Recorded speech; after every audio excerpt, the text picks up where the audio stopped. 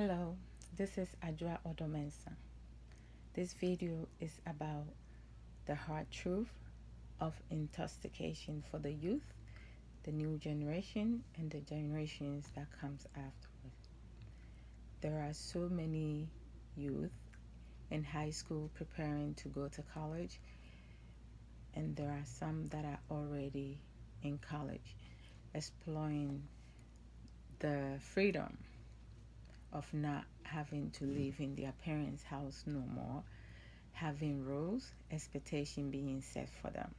So they are now in a position to make their own decisions and have peer pressure and influences from their colleagues, friends, and some family members. Many times when you go out there in clubs, to the store, supermarket, clothing store, go to a mall, parking lots, churches, at workplace, being in your own home. There's so many things that happen. You go to places that you feel safe, that you're supposed to be safe. Because in malls and colleges and other stores, you have security guards. So you never think about the unthinkable. But there are also, in the midst of all these public places, there are some sick, twisted, evil minded people, individuals that also live among us. They move with us. And some of them could be a childhood friend, some of them could be your own father or your own mother or an uncle, a brother, a sister. So the evil does live among us. And at times, some people, the people that are closest to us tends to be the ones that hurt us the most. So it's very important to educate our children, ourselves, and our children, and people around us about the danger that lurks around us in places. You cannot use somebody's physical appearance to conclude that that person is a nice person. Yes, from outside, we all nice people, but within, you never know what the person have in place for you. What they thinking. Some people might be obsessed with you. It could be a schoolmate, a coworker who could be obsessed with you, or a neighbor, or a family member obsessed with you, and will start stalking you without your knowledge, taking pictures of you, going on social media to like write some mean stuff, talk about you, gossip about you, say mean and horrible things about you. Many of you experience all these unpleasant events, and some of us are lucky not to have to go through that. But it's always important for people to not feed into negativity or be part of a chain reaction, whereas an individual is being bullied or someone is being portrayed to be something that they're not. Now, going back to intoxication, anything that revolves around alcohol, majority of the time, is bad. It ends badly, especially if you have two young people who are new to alcohol. They will end up making decisions that will change their lives forever, or change a family life forever. So we have to be able to drink wisely. When you are impaired, the atmosphere of your environment changes, and limits your cognitive thinking abilities to make rational decisions.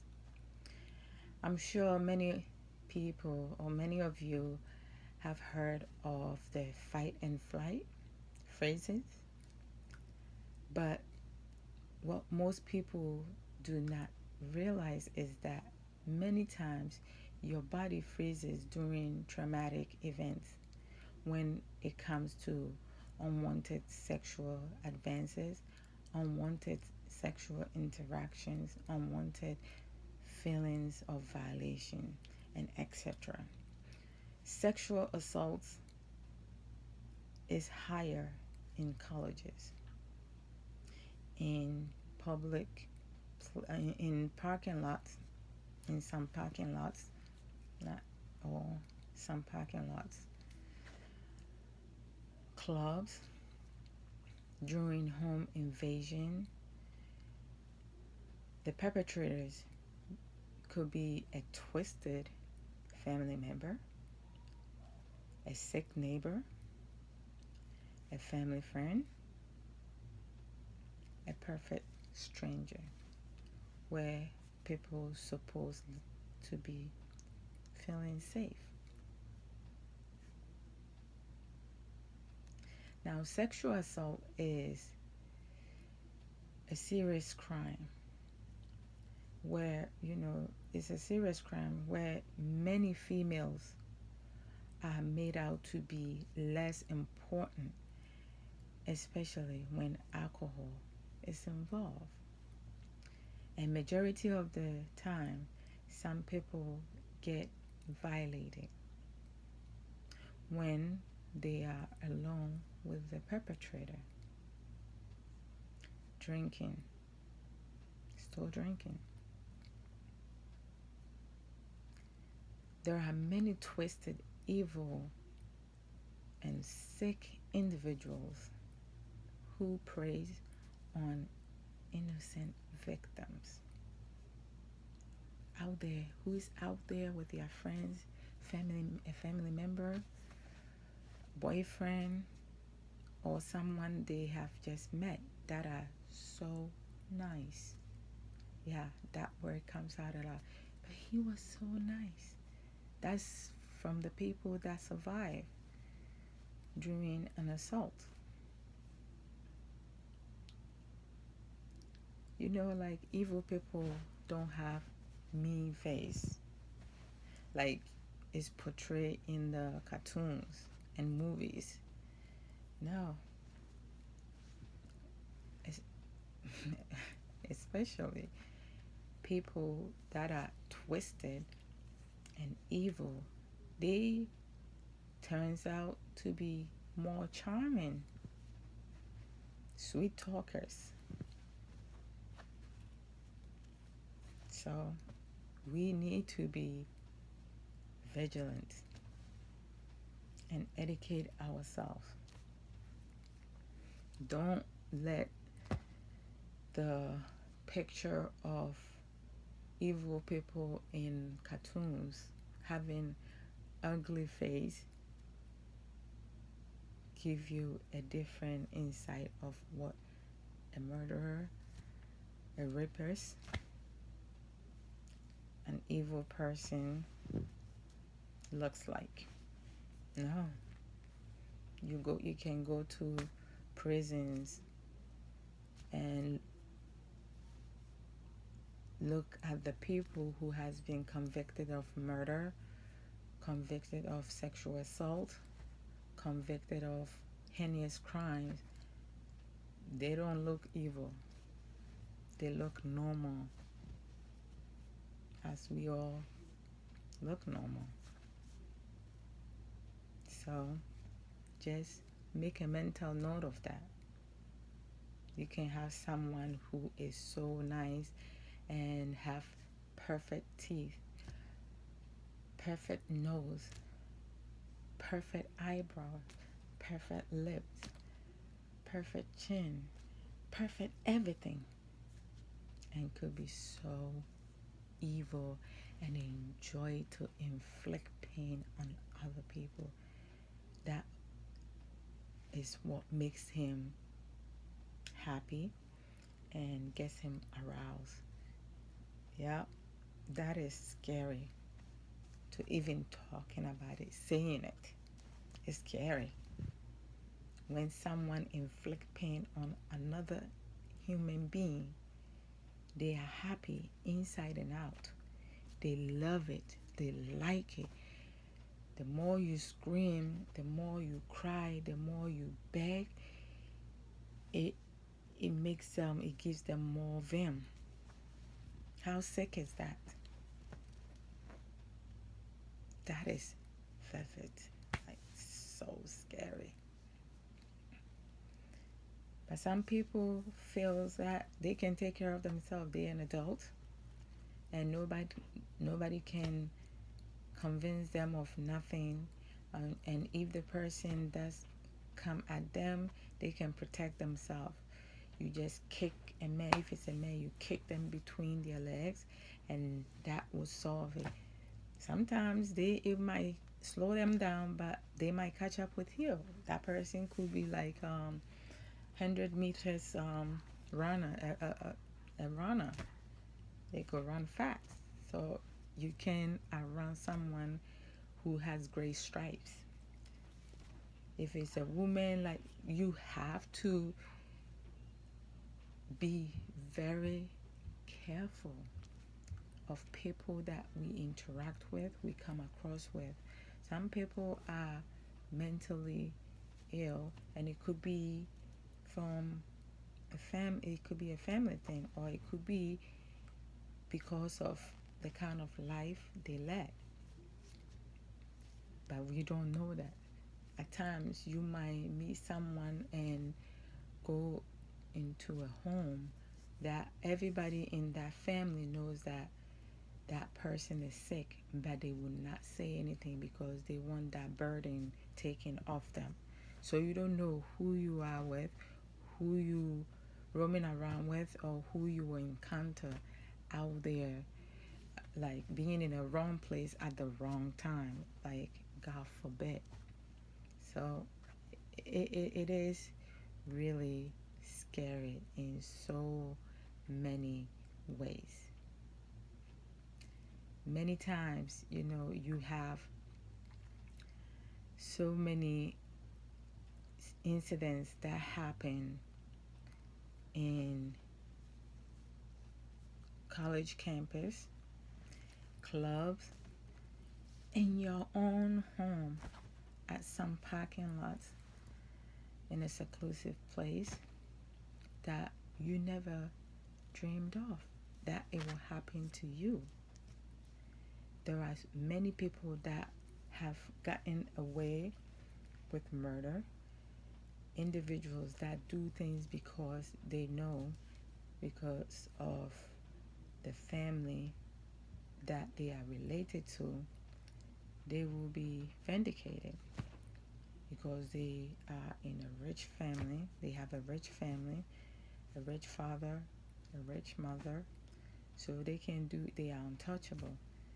Yes, there has been cases that people has gotten away because of exactly that, because they come from a well-established family, and it will be kind of swept under the rug, whereas stories are being told, the truth is doesn't come out because people are being paid off, or people are being given money to look the other way. How sad is that? It's very sad that happens, and it's not fair, because a lot of times there are incidents and situations that you sit there and say to yourself, how can this happen? Why are some people so blinded to want to hear the truth when someone did something because they come from a rich family and they hardly are like that? So it's their first offense, so it's okay. But a poor someone from a poor family member does the same crime, they are being prosecuted. How does that happen? How is that justification? It's not justified. That has to happen. So we have to be very mindful of our surroundings, because it's not everybody who is lucky enough to come out of a situation, because some individuals do end up losing their life because the perpetrator do not want them to identify them, or the perpetrator do not want to go to jail. They have committed the same crime whereas they were caught, but because of lack of evidence they got away. So the next time they're not going to leave a witness. They're going to do whatever it takes to not go back to prison. Yeah, a lot of perpetrators are proactive. They plan things, they know exactly what to do. Some of them watch crime units shows and pick up some ideas from that. But forensics, I love forensics. Like, you would not believe some ways that the police officers, detectives, prosecutors, like, will work tirelessly to get bad people off the street. Yes, there are a lot of good cops, detectives that works really hard to bring bad, evil individuals to justice. However, there are people, ignorant, selfish, cowardly people out there who will look the other way because it did not happen to them. They have a family member or someone closest to them, so they don't care. If they're not getting nothing out of it, they will look the other way and let an evil, bad person roam in the street and commit the same crimes over and over and over and over again. There are times that the system does not work for certain people. A crime is a crime. And it shouldn't have to do with religion. It should not have to do with the color of the person's skin. It should not have to do with the family the person comes from, a well-established family, or like a rich family, whomsoever. Whoever commits a crime needs to be held accountable for their actions, rich or no rich. They have to be held accountable. It could be an artist, it could be a celebrity, it could be a famous person. It don't matter. They need to be held accountable. If you have someone who violated a woman, they need to be held accountable for that. If you have a poor person that grabbed a woman's genital, you can't say, now this person, we have to prosecute him. And you have a rich person grab a woman's genital, you say, oh, we got to come out with something. We have to spend this. We have to make sure we convince people. And that person gets away with it because the person is rich and a certain group likes that person. You can't do that. You cannot be selective in cases. You have to be fair all around. If a crime is committed, the perpetrator needs to be held accountable.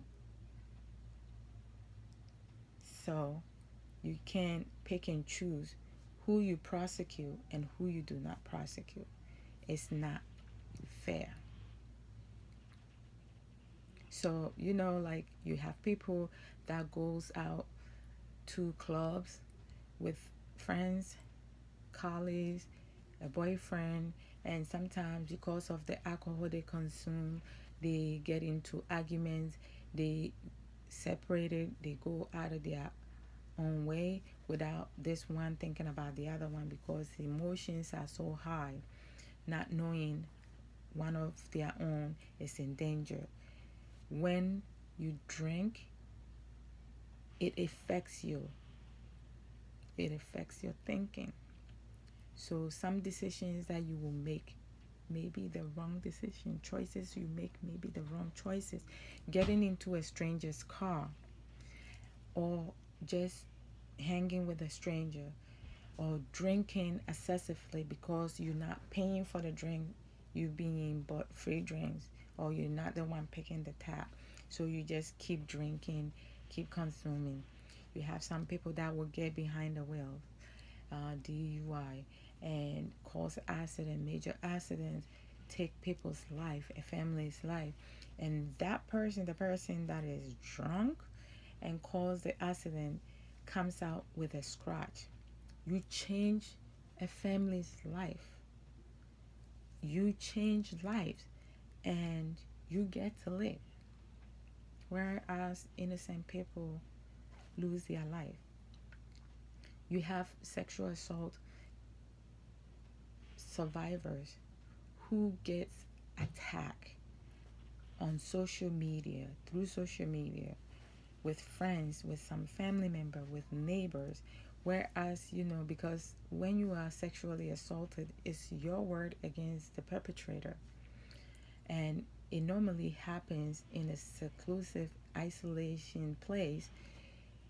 If your reputation is not so good, it will be hard for people to believe you. So the environment that you will find yourself in, the stress and the pressure, could cause some individuals to take their own life, commit suicide, which is horrible. Some of them do not know how to reach out for support. There are a lot of support out there, and they will isolate themselves and kind of remove themselves from society and become ill. Some of them will end up in a psychiatric place because they were violated. It shouldn't have to be. Some of them will be targeted, will be bullied because and be calling names because of the way that they dresses, or like pictures that they post on social media, and they will be accused of wanted it or like asking for it. Nobody asks for to be violated. Nobody asks for that. Intoxicated or not. No one wants to be violated. It's not right. If someone says no, it's a no. Simple and period. But there are individuals, when someone says no, they don't hear. They choose to not listen or hear, and they force themselves on the other person and then will lie. So many people on social media all over the place, people are drawn to negativity instead of positive behavior or actions. Everybody wants excitement and something juicy and something good. So when they see a video that is educating or sharing important information, nobody wants to share. But just put something out that is so negative, you see so many shares, so many, and you be like, wow. If someone is doing something that affects other people, ruin other people's life, bad mouthing other, you go see it live, You see thousands and millions of people watching it, but put a camera in your face and do something positive. You will see one or two people, up to 10 people watching you. We are so, there are so many lost souls in this world that we are oblivious to wanted the truth. There are individuals out there who stands for the truth and will speak the truth no matter how hard it is. They are being attacked, they are being disrespected, name calling, and by unintelligent people because a certain group does not like them. People do not want to hear the hardcore truth. The truth shall set you free. You tell the truth.